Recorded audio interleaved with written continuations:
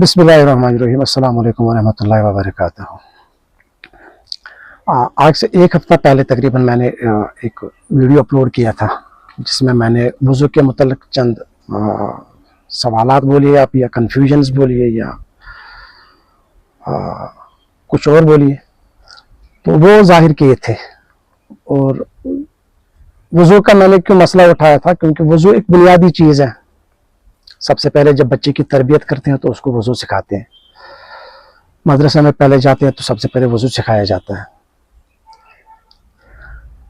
तो इसलिए वुज़ू के बारे में कम से कम जो बेसिक मालूमात हैं, कौन सी चीज़ करनी है, कौन सी चीज़ नहीं करनी है, कौन सी चीज़ जायज़ है या कौन सी चीज़ अफजल है, ये चीज़ें अगर एक बारी क्लियर हो जाए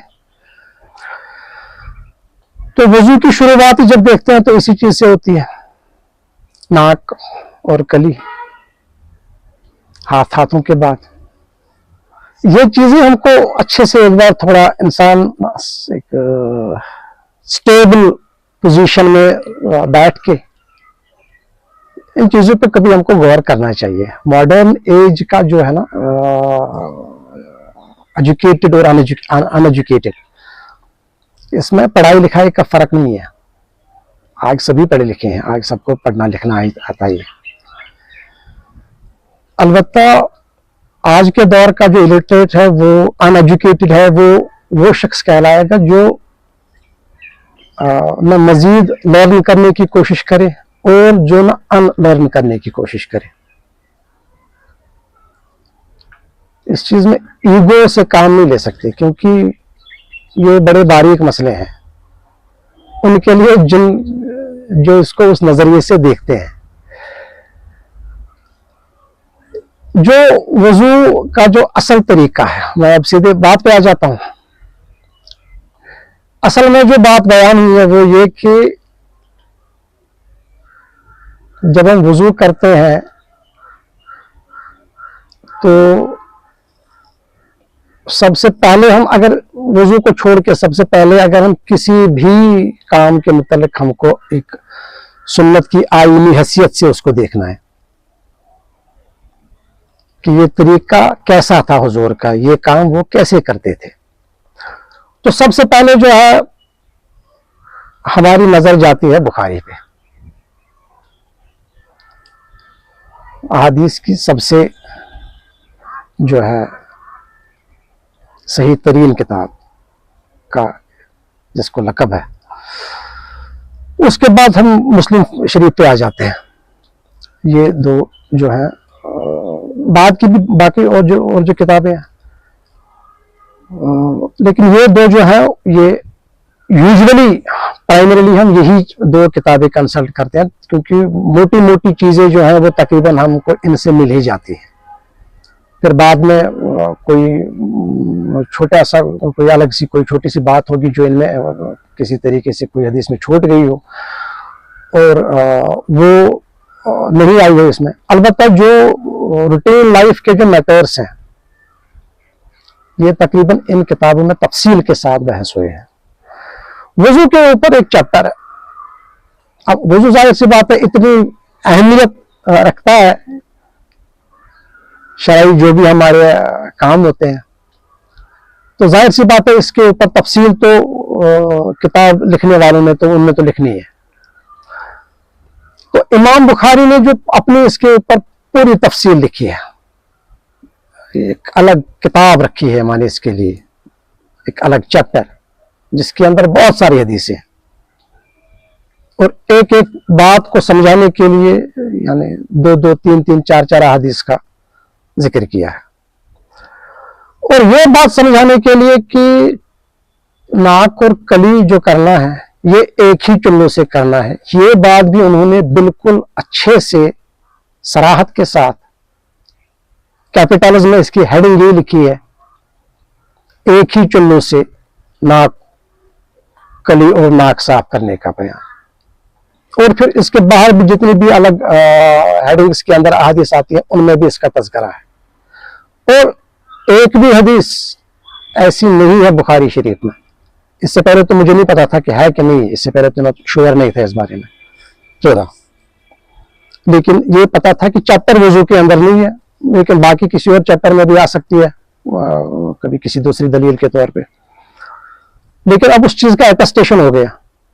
एक तो मेरे एक दोस्त ने जो है अली मिर्जा साहब का एक वीडियो भेजा था, तो उसमें भी वो यही बात कहते हैं कि बुखारी मुस्लिम में ये जो है ये इस तरीके की हदीस नहीं है।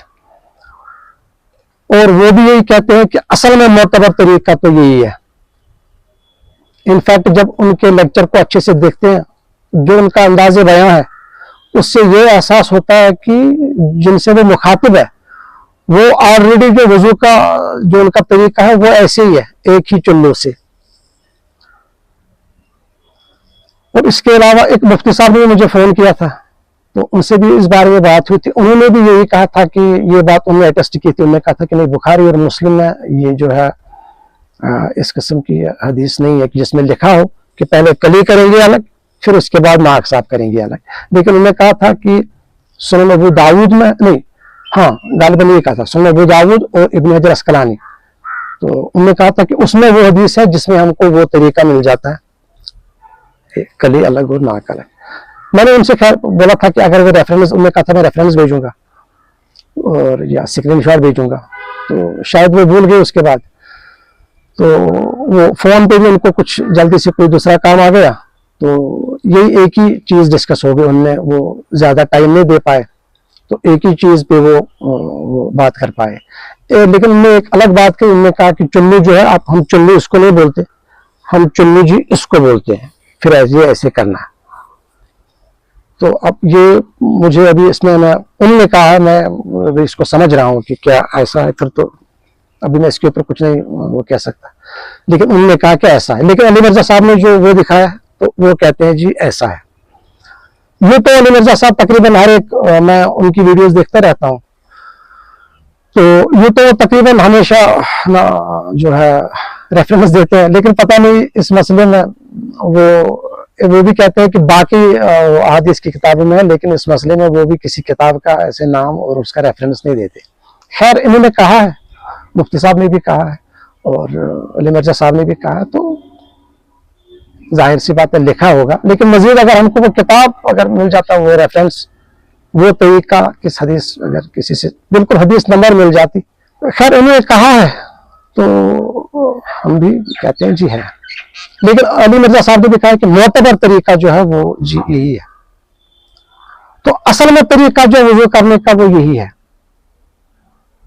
इस तरीके से ये बात मान के चले हैं कि ये बिल्कुल जैसे मैंने कहा कि अकल के खिलाफ भी, हमारे तो जहन इसको मानने के लिए तैयारी नहीं है। आम इंसान का जहन मैं कहता हूं कि ये ऐसा क्यों होगा, नहीं ये तो जाहिर सी बात है, ये अलग आर्गन है, अलग आर्गन है, होना चाहिए कि पहले ऐसे करे, पहले ये साफ हो, अच्छे से मुंह साफ हो, फिर उसके बाद करिए। लेकिन ये शरीयत के तकाजे हैं, ये जैसे है वैसे ही हमको लेने हैं। ये सच है, सच में कोई चीज कम करेंगे तब भी वो कमी होगी, इसमें कोई चीज इजाफा करेंगे तो तब भी वो अपनी असल फॉर्म में नहीं रहेगा।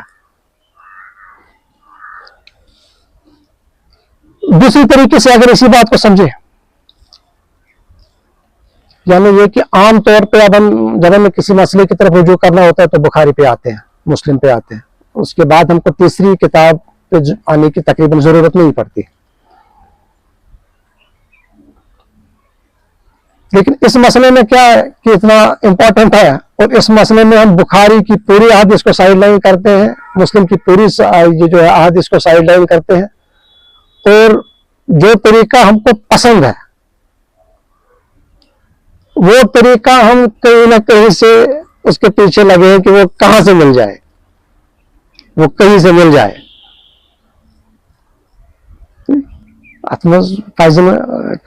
अदर क्योंकि कुछ मेरे दोस्त हैं, उनको जो है उन्होंने थोड़ा अदरवाइज लिया था। एक मेरे दोस्त ने फोन कहा जी आपने तो सबको चैलेंज किया। मैंने कहा नहीं, आपका परसेप्शन है।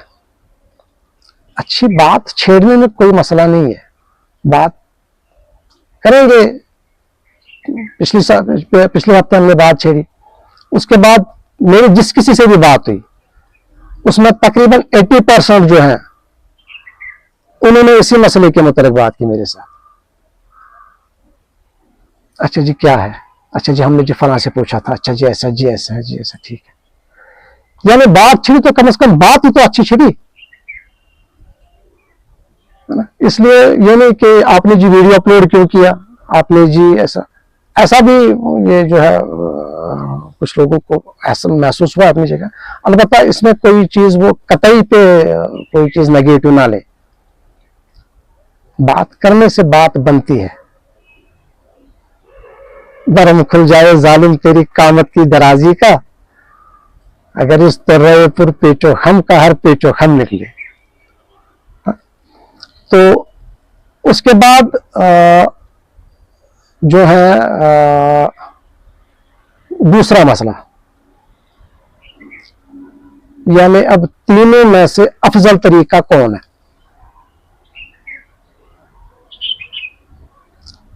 उसका मैं इंशाल्लाह तज़किरा करूंगा उसके लिए अलग से वीडियो में, क्योंकि ऑलरेडी 15-16 मिनट का क्लिप बन गया है, देखने वालों के पास भी इतना टाइम है नहीं। तो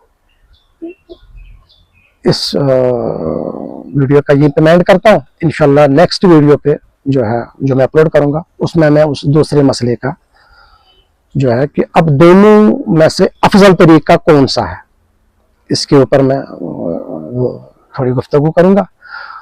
और उसके बाद जो 2 सवाल और रहे, मजीद 2 सवाल कि मुंह धोना जो है वो जो लिखा नहीं है किताब में, क्या वो मिसप्रिंट है या क्या वो कुछ और है, उसके बारे में भी किसी से कोई बात नहीं हुई, ना ही उसके बारे में किसी दोस्त ने लिखा। तो एक और जो मैंने कहा था कि मुस्लिम शरीफ में जो अहादीस मैंने बोली थी कि उनमें जो है नाक और कलीन नहीं लिखा है, तो उस बारे में अभी कोई वो नहीं हुआ है। मैं देखूंगा अगले में कितना कवर कर पाऊंगा। So thank you for watching me. मजीद कोई सजेशन हो, बाकी चीज़ें हो तो गिला शिकवा भी हो तो आप कर सकते हो। अलबत्ता हुदूद कायम रहनी चाहिए, limits should be maintain. Thank you very much.